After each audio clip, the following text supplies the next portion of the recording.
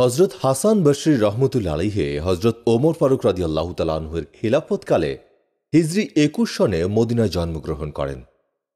কিন্তু তার জীবনের অধিকাংশ সময় বসরায় অতিবাহিত হয়েছিল বলে তাকে বসরি বলা হয়। তিনি ছিলেন বিচক্ষণ আলেম এবং অতি পরহেজগার ও আল্লাহ ভীরু। তাঁর পিতার নাম ছিল মুসা রাই। তিনি বসরা এবং ওয়াসেত এর মধ্যবর্তী সাইলাসান নামক স্থানে বসবাস করতেন এবং জায়েদ ইবনে সাবিদ আনসারী রাদিয়াল্লাহু তাআলা আনহু এর আজাদকৃত গোলাম ছিলেন।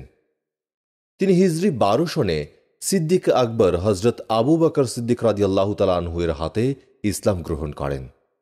তার মাতা ছিলেন উম্মুল মুমিনিন হজরত উম্মে সালামা রাদিয়াল্লাহু তাআলা আনহা এর বাদী। শৈশবে হজরত হাসান বসরি রহমতুল্লাহ আলাইহির মা যখন কাজে রত রয়েছেন এবং ক্ষুধার জ্বালায় হজরত হাসান বসরি রহমতুল্লাহ আলাইহে কাঁদতে আরম্ভ করতেন, তখন উম্মে সালামা রাদিয়াল্লাহু তাআলা আনহা তাকে নিজের স্তন চুষিয়ে সান্ত্বনা দিতেন। হজরত উম্মে সালামার স্তন থেকে যে পরিমাণ দুধের ফোঁটা তার মুখে আসত, সে পরিমাণ বরকত আল্লাহ সুবহানাহু ওয়া তাআলা তাঁর মধ্যে প্রকাশ করেন। বলা বাহুল্য, এটা রাসূল পাক সাল্লাল্লাহু আলাইহি সাল্লামের সোহবতেরই ফল। কথিত আছে, হজরত হাসান বসরি রহমতুল্লাহ আলাইহির জন্মের পর তাকে হজরত ওমর রাদিয়াল্লাহু তাআলা আনহু এর কাছে হাজির করা হলে তিনি বলেন, তোমরা এ বালকের নাম হাসান রাখো, কেননা তার মুখমণ্ডল অপূর্ব সুন্দর, সেজন্য তার নাম রাখা হয় হাসান। হজরত উম্মে সালামাও শৈশবে তাকে অতি যত্নের সাথে প্রতিপালন করেন এবং তার জন্য দোয়া করেন, হে আল্লাহ, তুমি একে ইমাম করো যাতে সারা দুনিয়ার মানুষ তার অনুসরণ করে। হজরত হাসান বসরি রহমতুল্লাহ আলাইহি ১৩০ জন সাহাবীর সোহবত লাভ করেন। হজরত আলী রাদিয়াল্লাহু তাআলা আনহু তাকে অত্যন্ত ভালোবাসতেন। হজরত হাসান বসরি রহমতুল্লাহ আলাইহি তার কাছ থেকে শিক্ষা লাভ করেন এবং তার পবিত্র হাতে বায়াত হন। তিনি হজরত ইমাম হাসান রাদিয়াল্লাহু তাআলা আনহু থেকেও হাদিস তাফসীর শিক্ষা লাভ করেন। হজরত হাসান বসরি রহমতুল্লাহ আলাইহির আধ্যাত্মিক জীবনের প্রারম্ভ সম্পর্কে বলা হয়, তিনি মণিমাণিক্যের ব্যবসা করতেন। ব্যবসার উপলক্ষে একবার তিনি রোম শহরে যান। এক রোমান উজিরের সাথে তার বন্ধুত্ব হয়। একদিন তিনি উজিরের অনুরোধে ঘোড়ায় চড়ে তার সাথে শহরের বাইরে কোনো এক স্থানে গমন করেন। সেখানে মণিমাণিক্য খচিত সুসজ্জিত এবং সুবৃহৎ একটি রেশমি তাঁবু দেখতে পান। একদল সুসজ্জিত সৈন্য এ তাঁবু প্রদক্ষিণ করে তাদের ভাষায় কিছু বলতে বলতে চলে যায়। এর পরক্ষণে আনুমানিক ৪০০ দার্শনিক পণ্ডিত এসে পূর্বে তাঁবু প্রদক্ষিণ করলেন এবং নিজেদের ভাষায় কি যেন বলতে বলতে চলে যান। তারপর পর আবার প্রায় ২ শতাধিক সুন্দরী যুবতী প্রত্যেকে বহু মূল্যবান মণিমাণিক্যের থালা মাথায় করে তাঁবু প্রদক্ষিণ করে এবং কিছু একটা বলতে বলতে চলে যায়। এরপর বুজুর্গানে দিন তাঁবুতে এসে প্রবেশ করলেন এবং কিছু বলাবলি করতে করতে বের হয়ে চলে যান। সর্বশেষে স্বয়ং রোম সম্রাট এবং তার উজির তাঁবুর ভেতরে প্রবেশ করলেন এবং অল্পক্ষণ পরেই বের হয়ে এলেন। হাসান বসরি রহমতুল্লাহ আলাইহি বলেন, এরূপ দৃশ্য দেখে সত্যি আমি অবাক হলাম। আমি উজিরকে জিজ্ঞেস করলাম, ব্যাপার কি? উজির বলতে আরম্ভ করলেন, বাদশার পরম সুন্দর এক পুত্র ছিল। তিনি ছিলেন সুবিজ্ঞ আলেম এবং অসীম সাহসী বীর পুরুষ। বাদশাহ তার প্রতি নিরতিশয় স্নেহবান ছিলেন। হঠাৎ তিনি কঠিন রোগে আক্রান্ত হয়ে পড়েন। বহু বিচক্ষণ চিকিৎসক তার চিকিৎসার জন্য আপ্রাণ চেষ্টা করে কৃতকার্য হতে পারেননি। শেষ পর্যন্ত তিনি মৃত্যুমুখে পতিত হন। এ তাঁবুতে তাকে সমাহিত করা হয়। বাদশাহ বছরে একবার মহারম্ভে তাঁর কবর জিয়ারত করতে আসেন। আজও তিনি সে উদ্দেশ্যে এসেছেন। প্রথমে যে সৈন্যদল এসে তাঁবু প্রদক্ষিণ করেছে তারা বলেছে, হে রাজকুমার, আপনার যে অবস্থা, একে আমাদের রণকৌশলে যদি তা প্রতিরোধ করা সম্ভব হতো তাহলে আমরা প্রাণপণে যুদ্ধ করে আপনাকে তা থেকে মুক্ত করার চেষ্টা করতাম। কিন্তু এ অবস্থা যিনি ঘটিয়েছেন তার কাজে বাধা প্রদানের শক্তি আমাদের কেন পৃথিবীর কারও নেই। এর পরক্ষণে দার্শনিক পণ্ডিতরা এসে বলেছেন, হে রাজকুমার, যদি আমাদের দর্শন বিদ্যা ও বুদ্ধিমত্তার দ্বারা তোমার উপর আপতিত এ অবস্থাকে প্রতিরোধ করা সম্ভব হতো, তবে আমরা আমাদের পূর্ণ শক্তি প্রয়োগে তা করার চেষ্টা করতাম। কিন্তু এর কোনো উপায়েই এ অবস্থার প্রতিরোধ করা সম্ভব নয়। এরপর বুজুর্গানে দিন পীর সাহেবানরা এসে বললেন, কান্নাকাটি ও সুপারিশ দ্বারা তোমার এ অবস্থা রোধ করা সম্ভব হলে পূর্ণ শক্তি প্রয়োগে তা করতে আমরা কুণ্ঠিত হতাম না, কিন্তু এ অবস্থা রোধ করার শক্তি কারও নেই। এরপরে পরমা সুন্দরী যুবতীরা রত্নপূর্ণ থালা মাথায় করে এসে বলে, হে প্রভু, যদি ধন রত্ন এবং সৌন্দর্য দ্বারা তোমাকে এ অবস্থার হাত থেকে রক্ষা করা সম্ভব হতো, তাহলে আমরা তোমার জন্য তা লুটিয়ে দিতে কুণ্ঠিত হতাম না। কিন্তু যিনি তোমার এ অবস্থা ঘটিয়েছেন, তাঁর কাছে ধন রত্ন এবং রূপলাবণ্যের কোনো মূল্য নেই। সব শেষে সম্রাট তার উজির সহ অগ্রসর হয়ে বললেন, হে প্রাণাধিক পুত্র, এক্ষেত্রে তোমার পিতার হাতে কোনো শক্তি নেই। তোমার জন্য সৈন্যদল, দার্শনিক পণ্ডিত, ধর্মীয় বুজুর্গান, রূপ লাবণ্য সম্পন্না, অনন্য সুন্দরী ললনা, ধনরত্ন সমস্ত কিছু উপস্থিত করলাম, এবং আমি মন্ত্রীসহ নিজেও উপস্থিত হয়েছি। যদি এ সমস্ত কিছু অবলম্বনে ঘটনার প্রতিরোধ করা সম্ভব হতো, তবে আমি তোমাকে বাঁচানোর জন্য চেষ্টার কোনো ত্রুটি করতাম না। আরও যা কিছু আমার সাধ্য ছিল তাও করার ইচ্ছা ছিল, কিন্তু এ ঘটনা যার সৃষ্ট, তোমার পিতা কোন ছাড়। যা কিছু এ দুনিয়াতে বিদ্যমান আছে সব কিছু সে মহাশক্তিমান আল্লাহর সামনে অক্ষম এবং দুর্বল। এই বলে সম্রাট অশ্রুসিক্ত নয়নে তাঁবুর ভেতর থেকে বেরিয়ে আসেন। প্রতি বছর এক নির্ধারিত দিনে এ শোকাবহ অনুষ্ঠান পালন করা হয়ে থাকে। উজিরের মুখে এ বৃত্তান্ত শুনে হজরত হাসান বসরি রহমতুল্লাহ আলাইহির মনে ভাবাবেগ এতই প্রবল হল যে তিনি আড়ষ্ট হয়ে পড়লেন এবং ব্যবসা ত্যাগ করে বসরায় ফিরে এলেন। তিনি কসম খেলেন, জীবনে আর কখনো এ নশ্বর দুনিয়ার মোহে আবিষ্ট হবেন না। তখন থেকে তিনি গভীরভাবে ইবাদত ও রিয়াজতে আত্মনিয়োগ করলেন যে তৎকালে এত কঠোর রিয়াজত ও ইবাদত করার সাধ্য আর কারো হয়নি। কথিত আছে তিনি একাদিক্রমে ৭০ বছর পর্যন্ত অজুর সাথে ছিলেন।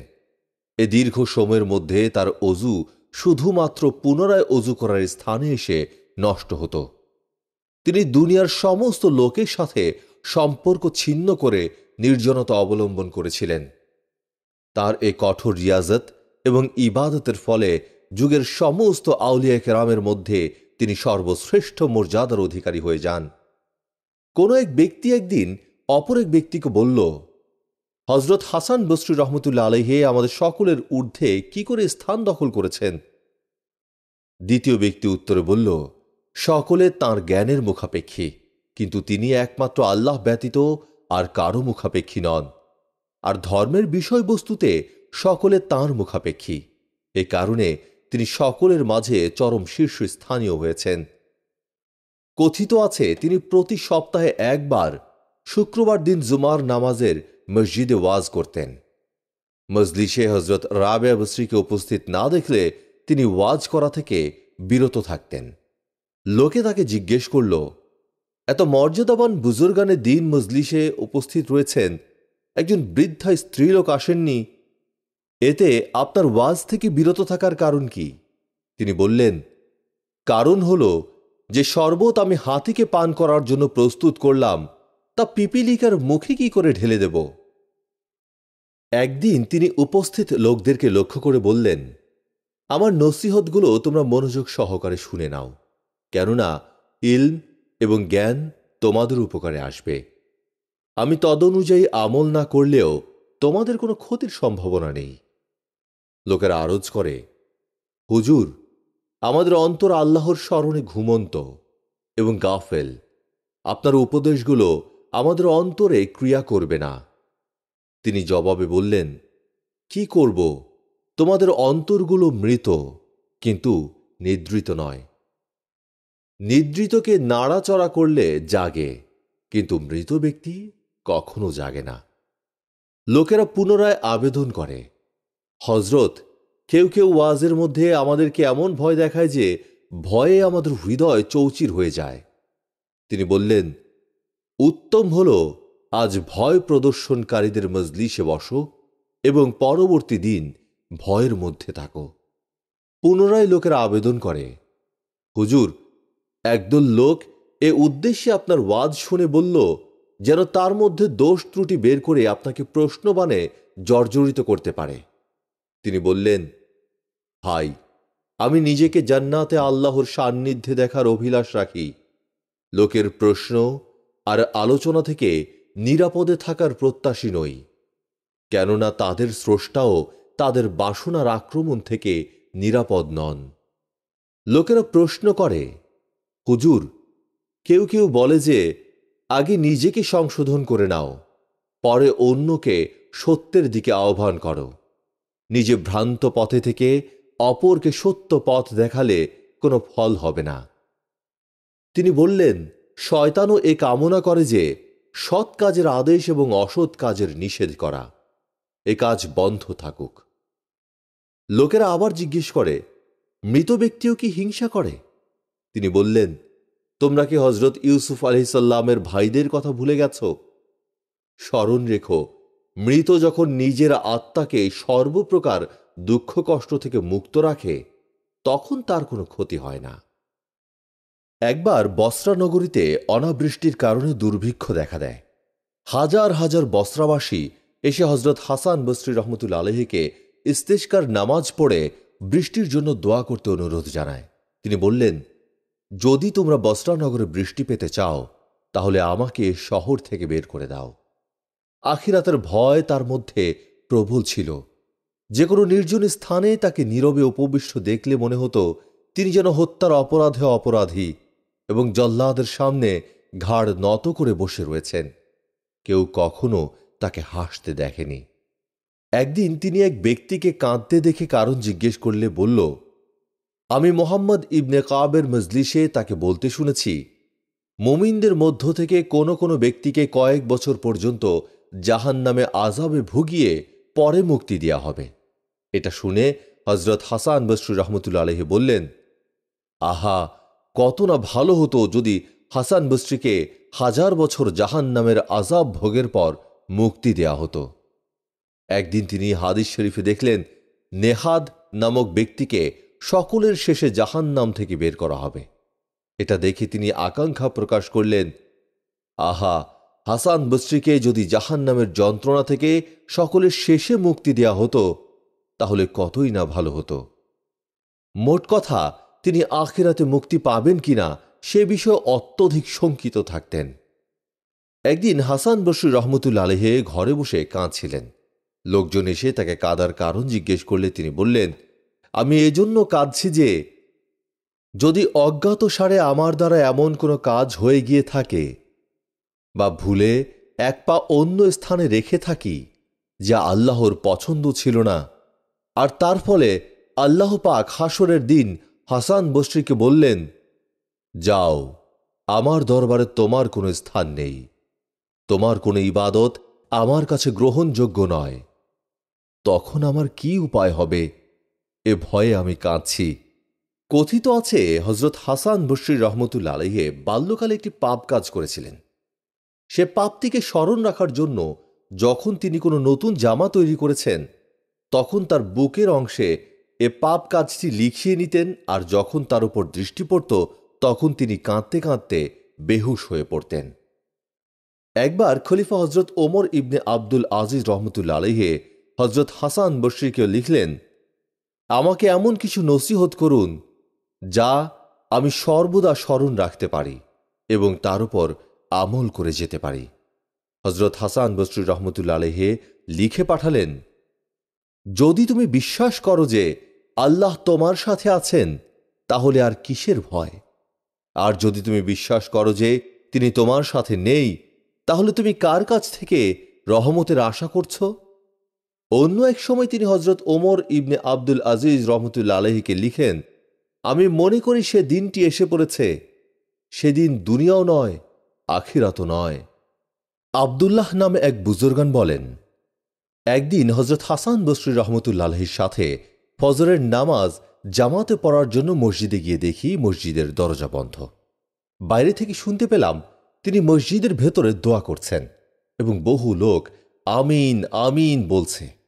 আমি মনে করলাম হয়তো তিনি তার বন্ধু-বান্ধব সহ দোয়াতে মগ্ন রয়েছেন। কাজেই আমি কিছুক্ষণ অপেক্ষা করি। ফর্সা হলে তিনি নিজে মসজিদের দরজা খুলে দেন। ভেতরে প্রবেশ করে তাকে একাকী দেখে বিস্মিত হলাম। নামাজ শেষে আমি এই রহস্য জানার জন্য তার খিদমতে আবেদন করলাম। তিনি বললেন, সাবধান, কারো কাছে এটা প্রকাশ করো না। ব্যাপার হল, প্রত্যেক জুমার রাতে জিন সম্প্রদায় এবং পরীরা আমার এখানে আসে। আমি তাদেরকে শরীয়তের আহকাম শিক্ষা দিয়ে মোনাজাতে মশগুল হই। তারা আমিন আমিন বলতে থাকে। অন্য এক বুজুর্গ বলেন, একবার হজরত হাসান বসরির সাথে হজে যাওয়াকালে পথে আমার খুব পিপাসা হয়। পানির আশায় আমি পথের একটি কূপের কাছে গমন করি। সেখানে বালতি রশি কিছুই ছিল না। আমি ফেরত এলাম। হজরত হাসান বসরি রহমতুল্লাহ আলাইহি বললেন, আমি যখন নামাজে মশগুল হব তখন তুমি পানি পান করবে। এ বলে তিনি নামাজ আরম্ভ করেন। পুনরায় কূপের কাছে গিয়ে দেখি পানি কূপের কানায় কানায় ভর্তি হয়ে রয়েছে। আমি তৃপ্তি সহকারে পানি পান করি। তখন আমার এক বন্ধুও পাত্র পূর্ণ করে আর তৎক্ষণাৎ পানি কূপের তলায় নেমে যায়। নামাজ শেষে হজরত হাসান বসরি রহমতুল্লাহ আলাইহি পানির ঘটনা জেনে বললেন, তুমি কি আল্লাহ পাকের ওপর ঈমান রাখো না? আল্লাহর ওপর তোমার পূর্ণ নির্ভরতা থাকলে পানি কখনো নিচে নেমে যেত না। সেখান থেকে যাত্রা করে আমরা আরও কিছু দূর অগ্রসর হলে পথে তিনি একটা পাকা খেজুর পেলেন এবং তুলে নিয়ে আমাকে দিলেন। আমি তা খেলাম, কিন্তু বিচিটি দেখতে ঠিক খাঁটি স্বর্ণের মতো ছিল। এজন্য আমি তা সযত্নে রেখে দিলাম। মদিনা শরীফে পৌঁছে স্বর্ণকারের কাছে তা বিক্রি করে খাদ্য কিনলাম এবং অবশিষ্ট সাদকা করে দিলাম। একদিন আবু ওমর নামের এক ইমাম সাহেব মসজিদে কোরআন মাজিদ পড়াচ্ছিলেন। ঘটনাক্রমে ছাত্রদের মধ্য থেকে একটি সুশ্রী বালকের প্রতি তার কুদৃষ্টি পড়ল। ফলে তিনি কোরআন মাজিদ একেবারেই ভুলে গেলেন এবং তার সর্বশরীরে দাহ আরম্ভ হল। তিনি এ অবস্থায় পাগলের ন্যায় ছুটে গিয়ে হজরত হাসান বসরির কাছে উপস্থিত হলেন এবং অবস্থা বর্ণনা করলেন। হজরত হাসান বসরি রহমতুল্লাহ আলাইহি বললেন, হজের সময় এখন আমি কি করতে পারি? আচ্ছা, এক কাজ করো, তুমি যাও মসজিদে হানিফে দুজন বুজুর্গের সাক্ষাৎ পাবে। তাদের কাছে তোমার অবস্থা বলে তোমার জন্য দোয়া করতে অনুরোধ করবে। পরামর্শ অনুযায়ী আবু ওমর সে মসজিদে গিয়ে এক কোণে বসে থাকলেন। সেখানে তিনি প্রথমে একজন বুজুর্গকে লোকজন পরিবেষ্টিত অবস্থায় দেখলেন। কিছুক্ষণ পর সাদা পোশাক পরিহিত এক বৃদ্ধ মহাপুরুষও সেখানে এসে উপস্থিত হলেন। উপস্থিত সকলে তাঁর দিকে অগ্রসর হয়ে সালাম করলেন। আসরের নামাজের সময় সকলে নামাজ পড়ে এক এক করে বিদায় হলেন। শুধু প্রথম বুজুর্গ ব্যক্তি আর আবু ওমর মসজিদ রইলেন। সুযোগ মতো আবু ওমর তাঁর কাছে অগ্রসর হয়ে নিজের অবস্থা বর্ণনা করলেন। অবস্থা শুনে প্রথমে তিনি গভীর দুঃখ প্রকাশ করলেন। পরে ব্যথা ভারাক্রান্ত মনে আকাশের দিকে হাত তুলে দোয়া করলেন। দোয়া শেষে বুজুর্গ সাহেব আসমানের দিক থেকে মাটির দিকে মুখ করার পূর্বে আবু ওমর মুখস্থ কোরআন মাজিদ আবার ফিরে পেলেন। আর সাথে সাথেই তিনি আনন্দের আতিশয্যে বুজুর্গ ব্যক্তির কদম বুচি করলেন। বুজুর্গ ব্যক্তিটি ওমরকে বললেন, আচ্ছা, এখন বলো তো কার কাছ থেকে তুমি আমার সন্ধান পেয়েছ? আবু ওমর বললেন, হাসান বসরি রহমতুল্লাহ আলাইহির কাছে। তিনি বললেন, হাসান আমাকে অপমানিত করেছেন, আমার গুপ্তভেদ প্রকাশ করে দিয়েছেন। আমিও তাকে অপমানিত করব এবং তার গোপন রহস্য প্রকাশ করে দেব। কিছুক্ষণ পর পুনরায় বললেন, ইতপূর্বে সাদা পোশাক পরিহিত যে বৃদ্ধ মহাপুরুষ এখান থেকে সকলের আগে বিদায় হয়ে গেলেন, তুমি কি তাকে চেনো? আবু ওমর বললেন, জি না। তিনি বললেন, কি আশ্চর্য, ইনি তো ছিলেন হাসান বসরি। প্রতিদিন জোহরের পর এখানে এসে আমার সাথে কথাবার্তা বলেন এবং বসরায় ফিরে গিয়ে আসরের নামাজ আদায় করেন। তিনি আরো বললেন, হাসান বসরির ন্যায় ইমাম বিদ্যমান থাকতে তুমি কেন আমার কাছে দোয়া প্রার্থী হলে আমি বুঝতে পারিনি। সামাউন নামে এক অগ্নিপূজক হজরত হাসান বসরির প্রতিবেশী ছিল। একবার যখন সে কঠিন রোগে আক্রান্ত হয়ে মরণাপন্ন অবস্থায় এসে পৌঁছল, তখন এক ব্যক্তি এসে হাসান বসরি রহমতুল্লাহ আলাইহিকে সংবাদ দিল। সংবাদ পাওয়া মাত্র তৎক্ষণাৎ তিনি লোকটির কাছে ছুটে যান। গিয়ে দেখেন আগুনের ধোঁয়ার ন্যায় লোকটির সর্বশরীর কালো হয়ে গিয়েছে। হজরত হাসান বসরি রহমতুল্লাহ আলাইহি বলেন, ভাই, সারা জীবন আগুন ও ধোঁয়ার মধ্যে কাটিয়েছ, অন্তত এখন এ অবস্থায় আল্লাহকে ভয় করো এবং ইসলাম গ্রহণ করো। আল্লাহর অফুরন্ত রহমত তোমার উপর প্রবাহিত হবে। সামাউন ঘৃণার সাথে বলল, দুটি কারণে আমি ইসলাম ধর্মকে পছন্দ করি না। প্রথমত, তোমরা দিন রাত দুনিয়ার কাজে ব্যস্ত থাকো। দ্বিতীয়ত, তোমরা মুখে বলো মৃত্যু অনিবার্য, অথচ অহরহ আল্লাহর অসন্তুষ্টির কাজ করে থাকো। তিনি বলেন, ভাই, তুমি বন্ধুর মতো কথা বলেছ। কোনো কোনো মুসলমান সেরূপ করেছে সত্য, কিন্তু তুমি কি করছো? সৃষ্টিকর্তা আল্লাহকে ভুলে তাঁর সৃষ্ট বস্তু আগুন, যার উপাসনায় রত থেকে তুমি তোমার অমূল্য জীবন নষ্ট করছো। কেন তুমি 100 বছর যাবৎ আগুনকে নিজের মাবুদ জ্ঞানে পূজা করছো? হজরত হাসান বসরি রহমতুল্লাহ আলাইহি বললেন, আমি কখনো আগুন পূজা করিনি, অথচ আমার আল্লাহ ইচ্ছা করলে আগুনের তাপ শক্তি এমনভাবে কমিয়ে দিতে পারেন যে এটা আমার একটি লোমও স্পর্শ করতে পারবে না। এসো, উভয়ে আমরা নিজেদের হাত আগুনের মধ্যে ঢুকিয়ে দিয়ে পরীক্ষা করি। যদি আমার হাত দগ্ধ না হয়, তাহলে তোমার মিথ্যা উপাস্য আগুন দুর্বল ও অসার প্রমাণিত হবে এবং আমার প্রকৃত মাবুদ আল্লাহ তাআলার মহাশক্তি প্রমাণিত হবে। এ কথা বলে তিনি নিজের হাত কিছুক্ষণ পর্যন্ত আগুনে ধরে রাখলেন। অপার করুণাময় আল্লাহ পাকের ইচ্ছায় তার হাতের একটি লোমও পুড়ল না। তার চোখে মুখে জ্বালা যন্ত্রণার সামান্য চিহ্ন মাত্র প্রকাশ পেল না। এ দৃশ্য দেখে সামাউনের মনে অনুতাপ জাগল এবং অনুতপ্ত হৃদয়ে হজরত হাসান বসরির কাছে আবেদন করল, হে হাসান, জীবনের 70টি বছর আমি আগুনের উপাসনায় নষ্ট করে দিয়েছি, আর এখন কয়েকটি শ্বাস মাত্র বাকি। এ অবস্থায়ও যদি কোনো উপায় থেকে থাকে, তাহলে মুহূর্তকাল বিলম্ব না করে আমাকে তা বলে দিন। হজরত হাসান বসরি রহমতুল্লাহ আলাইহি বললেন, এখন তোমার মুক্তির একটি মাত্র উপায়, ইসলাম গ্রহণ করা। সামাউন বলল, যদি আমাকে এ মর্মে একখানা পত্র লিখে দিতে পারেন যে এ মুহূর্তে আমি ইসলাম গ্রহণ করলে মৃত্যুর পর আল্লাহ আমাকে আযাব থেকে মুক্তি দেবেন, তাহলে আমি এখন তাঁর উপর ঈমান আনব। হজরত হাসান বসরি রহমতুল্লাহ আলাইহি তৎক্ষণাৎ একখানি মুক্তিপত্র লিখে দিলেন। সামাউন তাতে স্থানীয় গণ্যমান্য লোকের স্বাক্ষর নিয়ে হজরত হাসানের হাতে ফেরত দিল এবং হায় হায় বলে কাঁদতে কাঁদতে ইসলাম ধর্ম গ্রহণ করল এবং বলল, আমার মৃত্যুর পর আপনি আমাকে গোসল দেবেন, নিজে আমাকে কবরে নামাবেন এবং পত্রখানা আমার হাতে রেখে দেবেন। কিয়ামতের ময়দানে আমার মুক্তির নিদর্শন স্বরূপ এ পত্রখানা আমার হাতে থাকবে। এ বলে সামাউন কালেমায় শাহাদাত উচ্চারণ করতে করতে এই নশ্বর দুনিয়া ত্যাগ করলেন।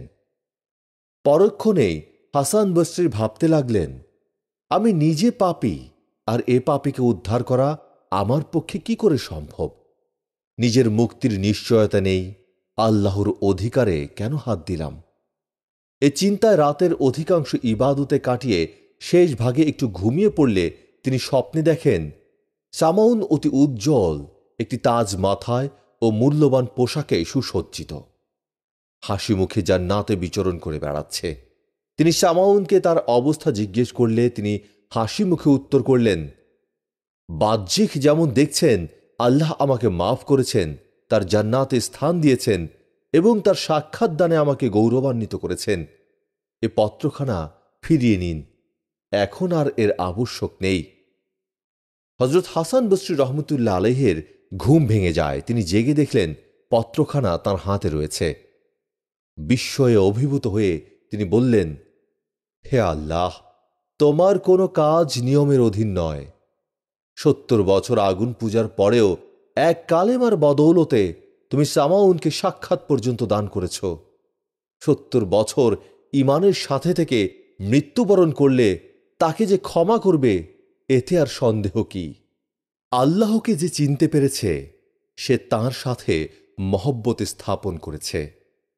আর যে দুনিয়াকে চিনেছে, সে দুনিয়ার মোহে মত্ত হয়ে এবং আল্লাহর সাথে শত্রুতা সৃষ্টি করেছে।